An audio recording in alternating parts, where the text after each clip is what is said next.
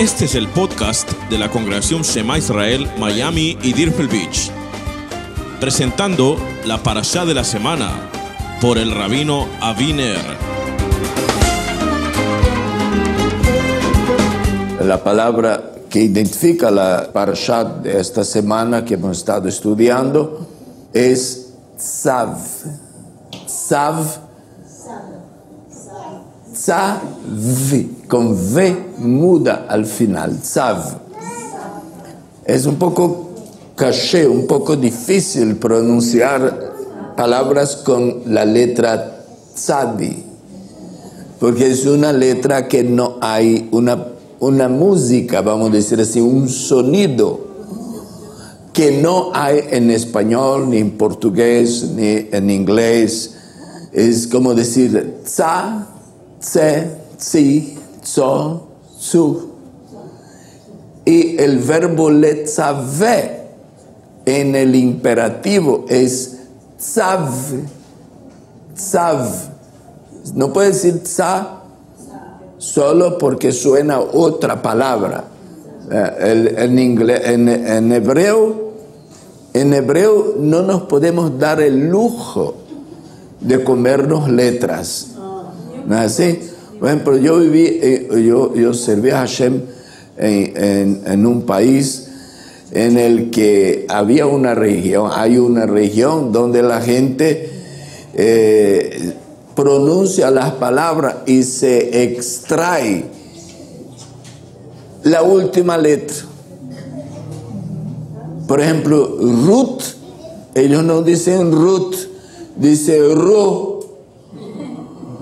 Pero Ru ya puede significar otra cosa en hebreo, si no tiene la T muda. Por ejemplo, Tza,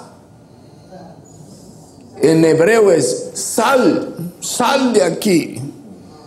Tiene que decir Tzav, para que sea ordena.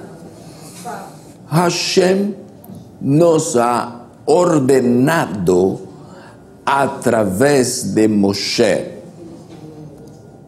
acerca de cómo debemos presentar una ofrenda llamada holocausto, o la ofrenda en hebreo llamado olá. Olá es una forma de decir la que sube. Por ejemplo, cuando yo diezmo, los créditos de mi diezmo suben, pero mi diezmo no sube, porque es una contribución que se termina gastando aquí en la tierra. Pero el olá, la ofrenda llamada olá, ella sube. Nadie se aprovecha de ella. Por ejemplo, cuando alguien da otro tipo de ofrenda o diezma, Hashem recibe. Sin embargo, esa contribución se convierte en arriendo, luz, qué sé yo, tantas otras cosas que se necesitan en la obra de Hashem. Ahora, cuando alguien ofrece una olá, o traducido al griego y luego al latín, después del latín pasa para el inglés, después del inglés pasa para el español, se da una vueltísima tremenda. Holocausto. Cuando alguien ofrece este tipo de ofrenda, toda la ofrenda sube. ¿Por qué? Porque es puesta sobre el altar y es quemada completamente, se vuelve ceniza lo que no puede subir, y lo que puede, el humo sube a la presencia de Hashem. Es decir, tu ofrenda no se queda aquí. Ella va a la mismísima presencia de Hashem. Entonces, Hashem le ordena a Moshe que nos ordene a nosotros cómo se debe ofrecer un holocausto a Hashem. El holocausto difiere de los demás tipos de ofrendas que se ofrecen en el altar, como por ejemplo la olá, de la que estoy hablando, más popularmente conocida como holocausto, que es una ofrenda de ascensión, porque la palabra olá es una palabra femenina, y olé, que es el masculino de olá, quiere decir el que sube. Es decir, si yo estoy aquí y yo vengo para acá, yo acabé de subir, eso se llama olé, yo soy el olé, el que subió. Luego tiene una ofrenda llamada hatat, que es ofrenda por el pecado. Una ofrenda llamada ashan, una ofrenda por la culpa. Y después una shlamim tzibur, tzibur es algo público, comunitario, una ofrenda de paz de la comunidad. Y mija, que es oblación. Bueno, hay otras como shlamim yahid, de ofrenda de paz de un individuo, toda de agradecimiento, que uno pues recibió una bendición y uno quiere manifestar al Eterno la gratitud por haber recibido, qué sé yo, esta herencia o esta bendición, esta donación que uno recibió, y uno quiere dar una ofrenda por esto. Mejor de un animal primogénito, macho, es decir, si alguien cría ganado y la primera cría de su vaca, qué sé yo, de su oveja, de su cabra, él sabe que la primero es de Hashem. Usted se acuerda que cuando salimos de Egipto, pues Hashem cobró lo que le pertenecía de todo Egipto, de todos los animales, de todos los hombres, cobró lo que era suyo. El primogénito devuélvame. Y se murieron todos los primogénitos. Masé Behemá, un diezmo de los animales, y Pesach, el sacrificio de Pesach. Vamos a hablar eso después mediante el tiempo, Dios mediante. Pero quiero volver al olá, el holocausto, para entender qué relación tengo yo con todo esto. Si usted podría decir, si usted dijera, se preguntara, pero si yo no soy Cohen, yo no pertenezco a la familia de Leví, ni soy de la familia, ni de la familia de los Kohanim, de los sumos sacerdotes. Yo al fin no soy un sacerdote. ¿Para qué debo yo saber las leyes con relación a la olá o el holocausto? Hemos venido estudiando, la respuesta que yo tengo es que hemos venido estudiando la relación que hay entre nosotros y las actividades de los Kohanim o los sacerdotes en el templo. Y que lo que Hashem realmente quería comunicarnos era de que este cuerpo en el cual nosotros nos hospedamos, porque sé yo, 60, 50, 100, quiera Hashem que cada uno de nosotros podamos llegar hasta los 120 por lo menos. Este cascarón, este tabernáculo, este mishkan, esa morada en la que nosotros nos hospedamos durante nuestra vida aquí, representa, o más bien es aquel lugar donde el Eterno se ha propuesto habitar. Y repito, mi alegoría de cuando Hashem le manifiesta a Moshe respecto a su propósito, su intención de morar en medio del pueblo. Entonces ponga su imaginación para volar. Moshe está en la montaña del Sinai. Abajo en la planicie del Sinai están cerca de 3.000 3 millones de personas en carpas, y Moisés subiendo al monte, y desde allá de arriba Moshe conversa con el Eterno, y el Eterno le dice algo más o menos así: Moshe, tengo algo que compartir contigo. Cuando miro a mi pueblo en estas carpitas rústicas ahí abajo, acampado en la planicie de la montaña, me da unas ganas de parar mi carpa ahí en medio de ellos. Un deseo incontrolable de morar en medio de mi pueblo. Ahí yo adorno mis imaginaciones y voy al extremo de decir de hacer el teatro de que Moshe le dice a Hashem: oiga Hashem, eso yo no creo ser una buena idea. El vecindario ahí abajo es medio pesado. Ya me di cuenta de que tú has ordenado de que no robarás, no codiciarás la mujer de tu prójimo, no hablarás falso testimonio, no, pórtense bien, honre al padre y la madre. Es decir, que cuando estos mandamientos llegan a un grupo de personas, ¿qué es que se supone? No les hubiera dado esos mandamientos si ellos no lo necesitaran.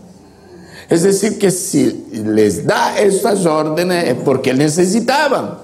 Si necesitaban, quiere decir que había de todo en medio de la grey, ¿no? Entonces Moisés podría haber salido con la suya de: Hashem, no veo una buena idea. El vecindario no es tan bueno como cuando yo y usted estamos buscando casa para alquilar, ¿no? Entonces pasa la policía, pasa el bombero y uno dispara y el otro da un grito y nosotros: wow, aquí ni gratis, no quiero vivir en ese barrio.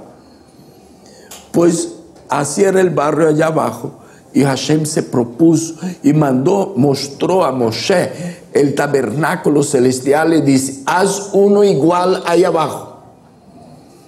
Era muy difícil hacer exactamente igual, pero él trató de hacer lo más parecido posible, por lo menos las divisiones, hasta dónde el pueblo podía entrar, hasta dónde entraba el sacerdote, y un lugar, como decir, el cuarto, la alcoba principal, donde solo el sumo sacerdote podía entrar, y una sola vez al año. Bueno, cuando hemos estudiado todo esto, pues descubrimos que toda esa gama de información, todo ese potencial de arquitectura, toda esa belleza y ese trabajo cubierto en oro, un lugar especial, que un altar por aquí, otro por allá,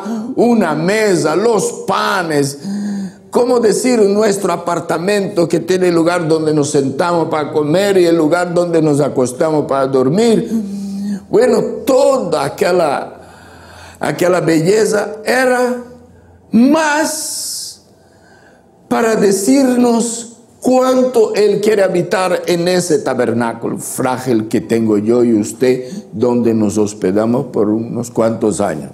Entonces había en este lugar un altar, y en ese altar se ofrecía varios tipos de sacrificio. ¿Qué me está queriendo enseñar el Eterno? Que en este tabernáculo hay un altar donde yo también ofrezco mis sacrificios al Eterno. Hay varios tipos de sacrificios que se ofrecen. Uno de ellos se llama holocausto o ofrenda de ascensión o una ofrenda llamada en hebreo olá, la que sube, no la que queda. Si Hashem me está enseñando cómo ofrecer sacrificios, aunque yo no sea físicamente de la tribu de Leví y de la familia de Aarón, de donde salían los sacerdotes, yo tengo que aprender alguna lección, aunque no sea, porque yo poseo un altar donde ofrecer sacrificio en este Mishkan, en este tabernáculo. Bueno, alguien diría, ¿y cómo puedo ofrecer sacrificio aquí? Es que nuestros sacrificios no son solamente sacrificios de animales que podemos ofrecer, que podríamos ofrecer cuando teníamos el templo en Jerusalén o durante la peregrinación en el desierto cuando teníamos el Mishkan o tabernáculo. También se puede ofrecer sacrificio de nuestros labios, ¿no? David, expresando su arrepentimiento delante del Eterno por su pecado, él dijo una verdad inspirada por el Ruach HaKodesh y dice: si la voluntad tuya fuera de que yo ofreciera sacrificio por el pecado, yo se lo ofrecería. Pero este tipo de sacrificio no es el que tú estás realmente queriendo. Lo que tú quieres es que uno tenga un corazón puro, que uno alabe, que uno viva correctamente. Al final, ¿por qué ofrecemos sacrificio? ¿Por qué comenzó la práctica de los sacrificios? Por causa del pecado. Si no hay pecado, no hay sacrificios. Por lo menos no hay sacrificios para el pecado. Adán y Javá pecaron y Hashem hizo el primer sacrificio para vestir la vergüenza de ellos. Entonces hay que tener en cuenta eso, porque la enseñanza de los sacrificios, cualesquiera que fueran, de animales o de cereales, era porque nosotros le habíamos fallado. Si no le fallamos es mejor. Hashem no quiere que los inocentes estén muriendo por nosotros. Él prefiere que nosotros no hagamos nada mal, que sea necesario ser sacrificado el inocente. Porque en el sacrificio de Pesach, en el sacrificio que hubo en el Edén o en el Gan Eden, fue por causa de que el hombre le ha fallado a Hashem. Entonces, si el hombre no falla, así que cuando dice la palabra que Hashem no quiere sacrificio, lo que realmente está diciendo, no quiere que nosotros fallemos a ellos, no quiere que pequemos. Pero si pecamos necesitamos de sacrificio.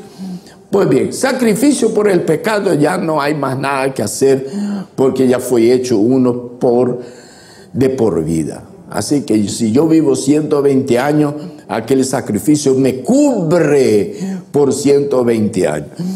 Entonces este seguro espiritual ya lo tenemos en el Mashiach Yeshua. Pero hay otros tipos de sacrificios que yo puedo ofrecer. Otra cosa, ya que sabemos, entendemos que aquí hay un altar sobre el cual yo puedo ofrecer sacrificio que sube todo, que no se queda, no se lo puede aplicar acá abajo, que se convierte en humo y sube en la presencia de Hashem. Entonces, ya que estoy consciente de esto, los primeros versículos de esta Parashat Tzav merecen ahora mejor atención. Ahora los veo de una manera diferente, los puedo aprovechar y aplicar a mi vida. ¿Cómo? Y partiendo desde qué principio. Déjame dejar claro algo. Cuando uno ofrece sacrificio a Hashem, Hashem mira una cosa que en hebreo le llamamos kavaná, que es la intención, el propósito, cuál es la meta, que realmente deseamos, que no lo estamos haciendo mecánicamente, ni lo estamos haciendo porque todos los demás hacen, sino que nos nace a nosotros ofrecer esta canción, esta adoración, esta expresión de alabanza para Hashem. Y si nos nace hacer algo así, que es todo para Él, no se queda nada acá abajo, entonces, ¿cuál es el entusiasmo? ¿Cuál es la motivación? ¿Con qué gozo, con qué alegría yo puedo ofrecer? Hay una expresión aquí que se repite 3 veces, y cuando la Escritura dice una cosa una sola vez, yo la considero muy importante. ¿Qué les parece? ¿A ustedes también? Sí. Si Hashem dice, vea, no robarás, es importante no robar. No dirás falso testimonio, es importante no decir falso testimonio, hablar siempre con la verdad. Honra a tu padre y a tu madre, es importante. Pero si un solo texto me dice 3 veces algo, ahí yo ya tengo que parar y pensar, ¿por qué me dice 3 veces?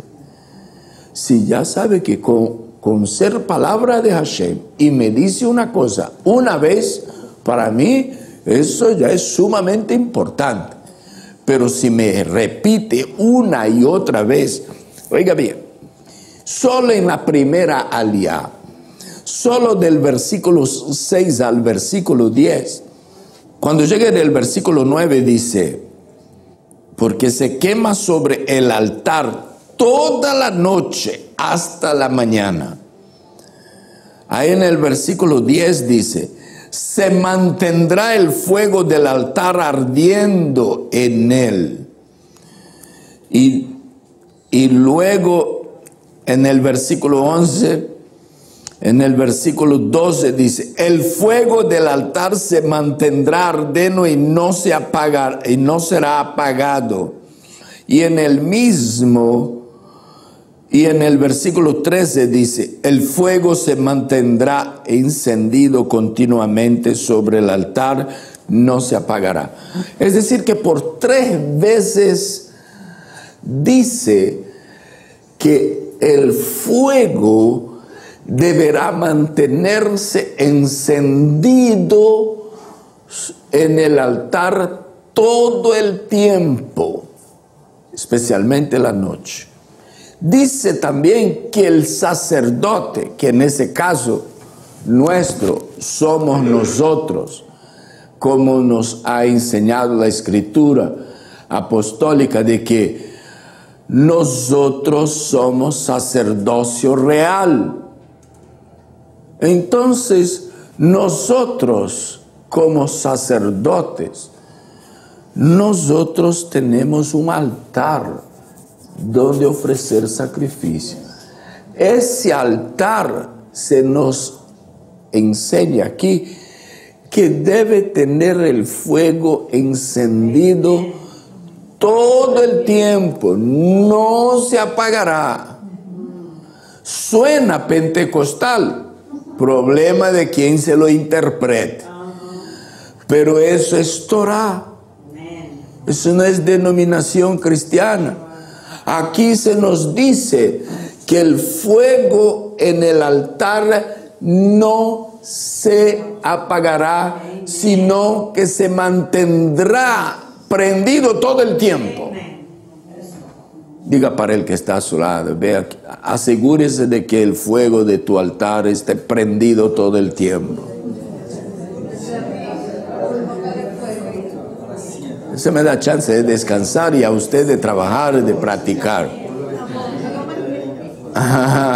Gracias. Ustedes son cortos para hablar, ¿no? Ya me dijeron aquí también.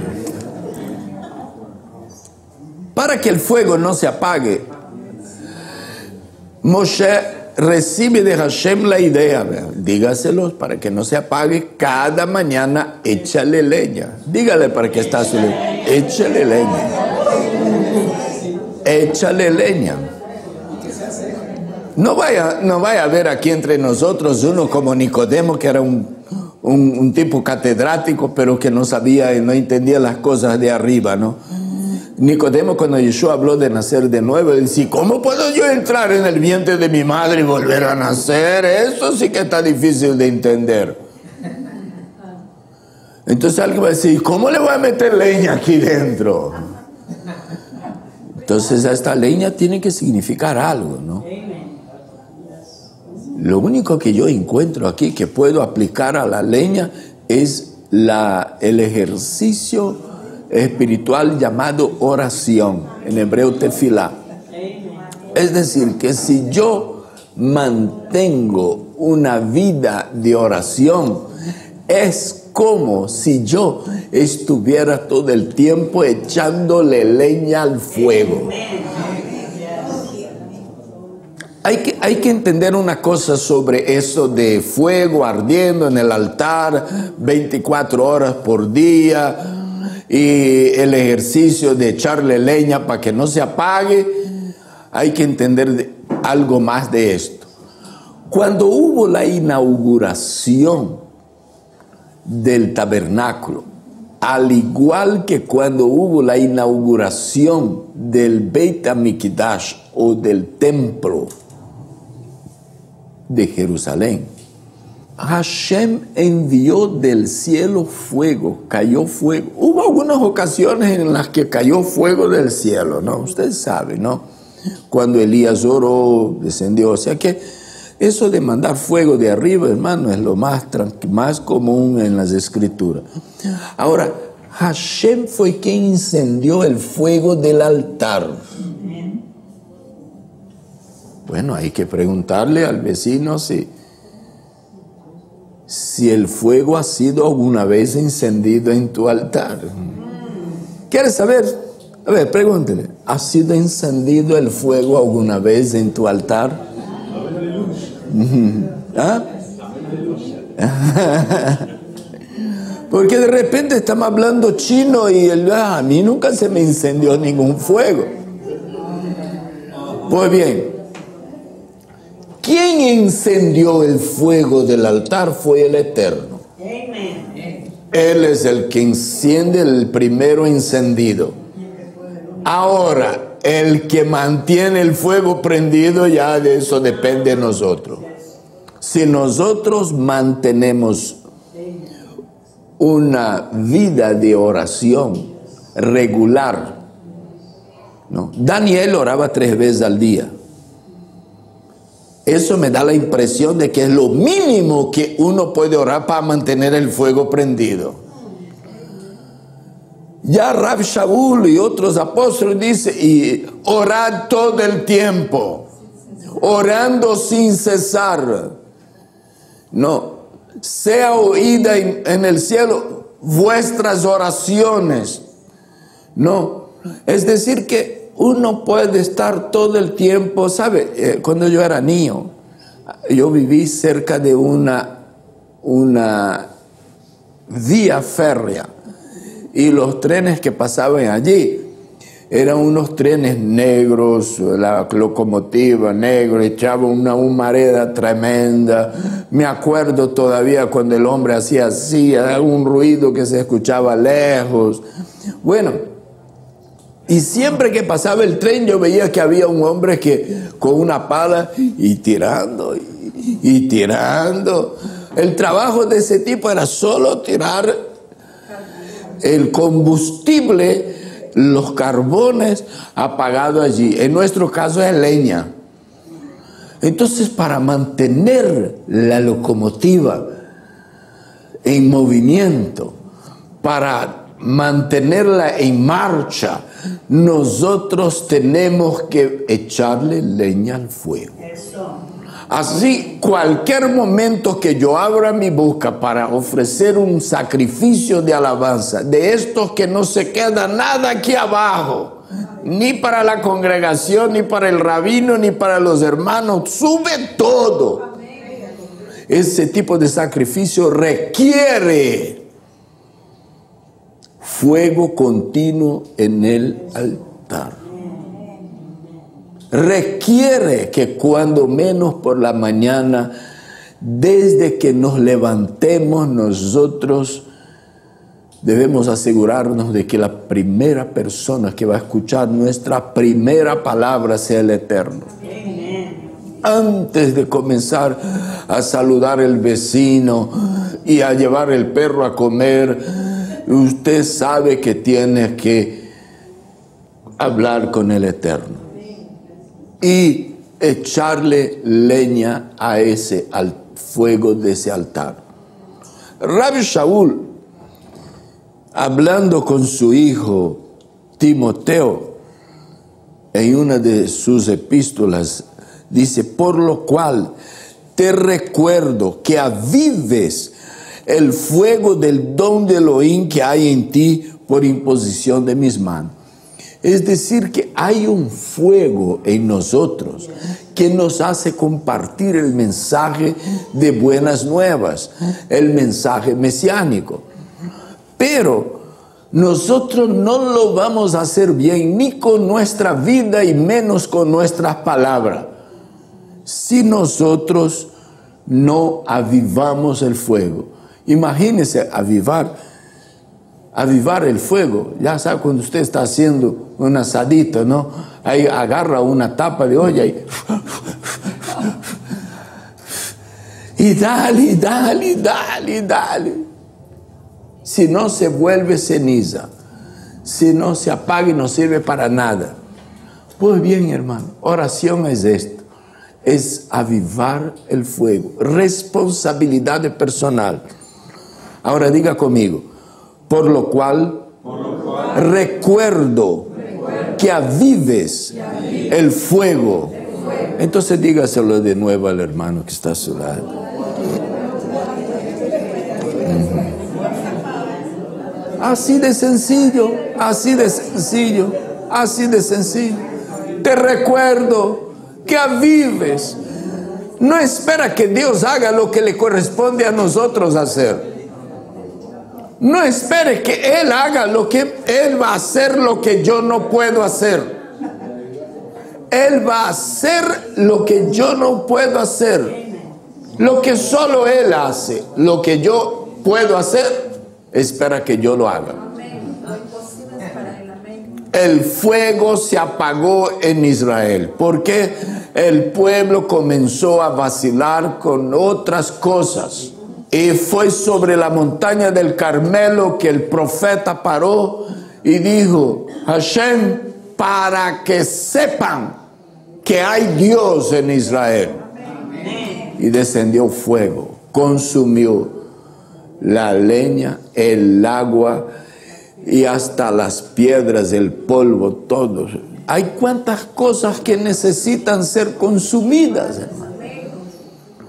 Hay cuantas cosas que tienen que ser. Vea, aquí nosotros encontramos cosas que hasta el sacerdote tenía que sacar toda la mañana, hacer una limpieza en el altar, quita la ceniza, lleve para afuera del campamento, tira la ceniza por allá, porque si no hace una limpieza diaria sobre el altar, nosotros nos vamos a convertir, ¿saben qué?, en buenos judíos religiosos. Y no sé por qué hay gente que le encanta más el judaísmo que una relación con el Eterno. ¿Sabe por qué? Porque ya están viviendo en la ceniza desde hace ya mucho tiempo. Es lo que me parece. ¿No? Hashem quiere más que judaísmo. ¿Entendió? Quiere más que tradición. Él quiere que tengamos una relación con Él. La idea de venir a vivir en uno y de tener una relación, de establecer un altar sobre nosotros, en nosotros, es para que haya una intimidad. Entonces, no salgamos de esta parashá sin entender la necesidad de que haya fuego. El fuego es vida, el fuego establece calor, el fuego quema la basura, el fuego destruye lo que es perecedero, y el fuego da brillo al metal. No sé si les conté, pero no hace mucho estaba leyendo un libro y encontré una historia muy hermosa de que estaba explicando cómo es que hacen el platero. En portugués yo creo hay una palabra que dice ourives. Pues bien, el que trabaja con el metal precioso. Ahí estaba explicando el escritor que cuando se echa fuego debajo del recipiente donde se está derritiendo la plata, hay un tiempo para que el fuego esté ahí y la plata sobre el fuego ardiendo. Si pasa del tiempo, la plata se daña. Entonces el que aprendía hizo la pregunta: ¿y cómo sabe el orfebre? ¿Cómo sabe él que ya es el tiempo? Que ya tiene que quitar la plata de encima del fuego.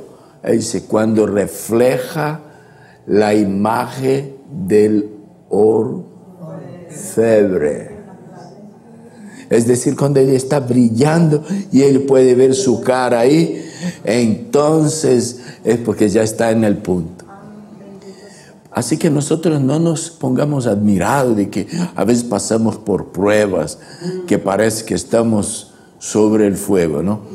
Pues bien, la intención es que refleje la imagen de aquel que nos ha criado. Cuando ya refleja, entonces él ya saca de la prueba. Y muchas veces nosotros necesitamos de esto.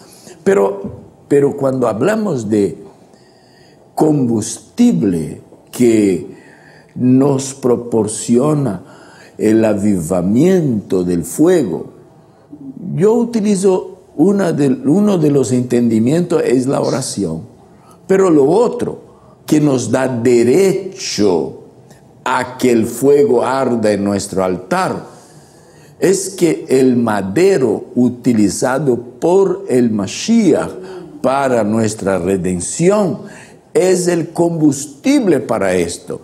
Es decir que cuando hablamos de madera, en hebreo todo eso se llama etz.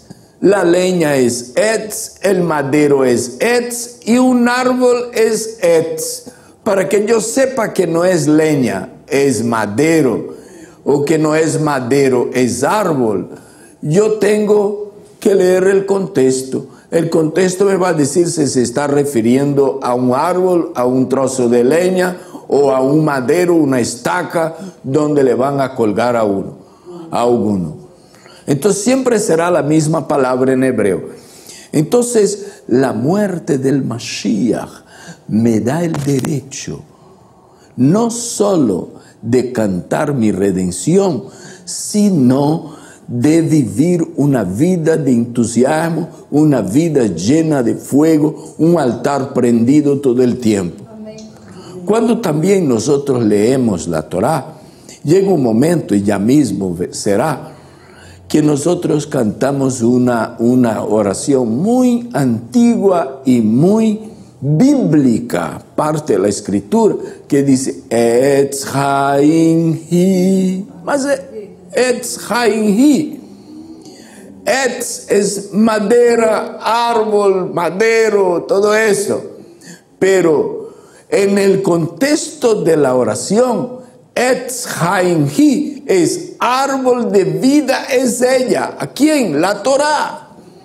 Es decir que si nosotros mantenemos una postura de obediencia a la Torá, si nosotros reconocemos el sacrificio del Mashiach y elevamos nuestra oración, no hay bombero que apague ese fuego.